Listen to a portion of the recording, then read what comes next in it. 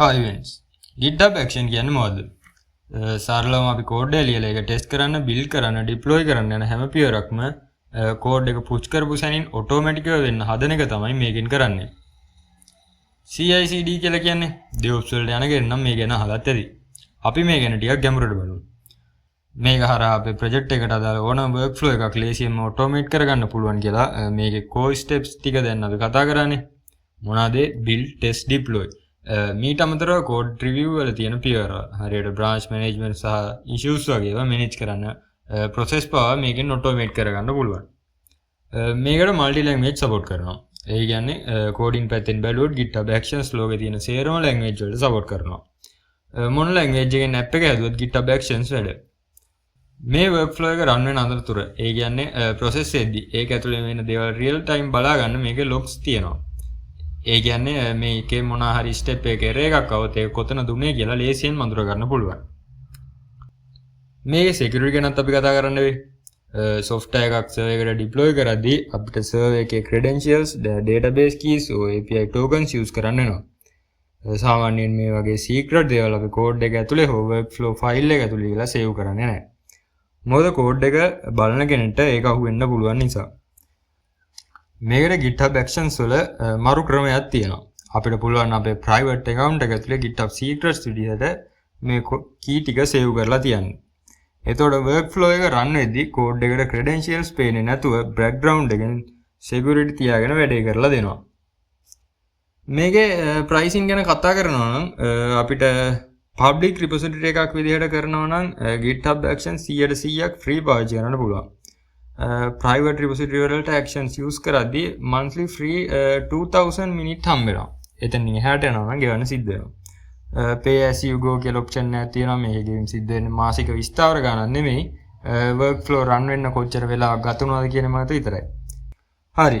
අපි බලමු කොහොමද practically GitHub Actions එක වැඩ පටන් ගන්න කියලා. අපි අපේ මුල්ම GitHub Actions එක create කරගන්න යන්නේ. ඔයාගේ ටෙස්ට් කරන්න තියෙන repository එකක් නැත්නම් GitHub එකේ කරන්න යන open source project එකේ repo එකක් open කරගන්න. ඔයාලා කලින් ගොඩක් වෙලාවට දැකලා ඇති repository page එකේ උඩම action කියලා tab එකක් තියෙනවා. මුලින්ම ඒක click කරගන්න. ඊට පස්සේ එතන තියෙන new workflow කියන බටන් එක click කරන්න.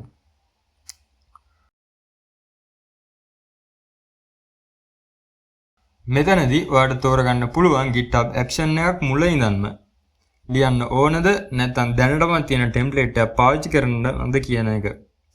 අපි මේ වීඩියෝ එකේදී පටන් ගන්නේ ලේසිම ක්‍රමයකින්.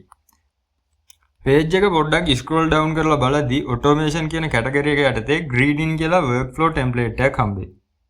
මේ workflow template එක කෙලින්ම ලියලා තියෙන්නේ GitHub team එක විසින්මයි. මේකෙන් කරන්නේ ඔයාගේ repository එක අලුතෙන්ම එකතු වෙන team member කෙනෙක් හෝ user කෙනෙක් එක්ක වඩා සුහදශීලීව වැඩ කරන්න උදව් වෙන එක. සරලව කිව්වොත් පළවෙනි වතාවට මේ repo එකත් එක්ක වැඩ කරන්න එන user මේකෙන් පිළිගන්නවා. එතන තියෙන configure button එක click කරන්න. දැන් open වෙන අලුත් page එකේ ඔයාලට මේ workflow එකට කැමති නමක් set කරගන්න පුළුවන්.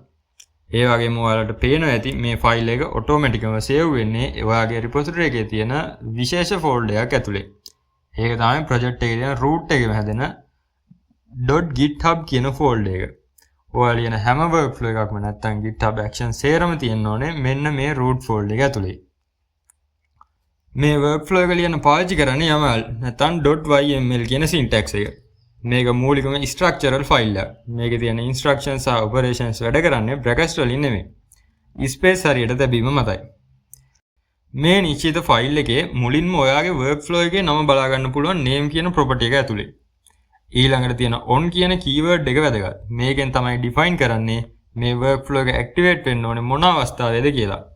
මේ file එකේ හැටියට කවුරු හරි අලුතෙන් issue එකක් හෝ pull request එකක් create කරපු ගමන් මේක activate වෙනවා. ඊට පස්සේ තියෙන jobs කියන property එක සහ ඒක යටතේ තියෙන sub properties වලින් තමයි මේ workflow එකෙන් කරන්න ඕන සම්පූර්ණ action එක බලා ගන්න පුළුවන් වෙන්නේ. අපි මේ project එකේ හැටියට මේකට issue එකක් හෝ pull request එකක් ඇතුළට comment එකක් ලියන්න permission අවශ්‍ය වෙනවා. ඒ වගේම මේක පාවිච්චි කරන්නේ first interaction කියන action එක. GitHub action එකට ගන්න පුළුවන් උදාහරණයක් තමයි මේක. මොකද මේ නිශ්චිත workflow එක ඇතුළේ අපිට වෙනස් කරන්න පුළුවන් ප්‍රධාන parameters දෙකක් තියෙනවා. පළවෙනි එක තමයි යූසර් කෙනෙක් තමන්ගේ පළවෙනි ඉෂුව එක දාපුවම එයාට ලැබෙන්න ඕන වෙල්කම් මැසේජ් එක. දෙවෙනි එක තමයි යා තමන්ගේ පළවෙනි පුල් රික්වෙස්ට් එක දාපුවම ලැබෙන්න ඕන මැසේජ් එක. ඔයාලට කැමති විදිහකට මේ මැසේජ් දෙක වෙනස් කරගන්න පුළුවන්. අනිත් පැරාමීටර් එක තමයි work flow එක run වෙන්න අවශ්‍ය වෙන token එක. ඔයාලට පේන ඇති මේකේ value එක කෙලින්ම work flow file එක ඇතුලේ පෙන්වන්නේ නැහැ. ඔයාට ඒ secret code set කරගන්න පුළුවන් repository එකේ තියෙන setting වල secret and variable එකේ තියෙන action menu එකට ගිහිල්ලා. දැන් හැමදේනම ලෑස්ති නම් මේ අලුත් workflow එක publish කරන්න උඩ තියෙන start commit button එක click කරන්න. ඊට පස්සේ logs ඇතුළට ගියාම මේක සිද්ධ වෙන හැටි ඔයාලටම live බලා ගන්න පුළුවන් වෙයි. එහෙනම් අදට මේ කොටසින් අතර වෙනවා. අපි ඊළඟ දවසේ අලුත් part එකකින් හම්බෙමු. Peace.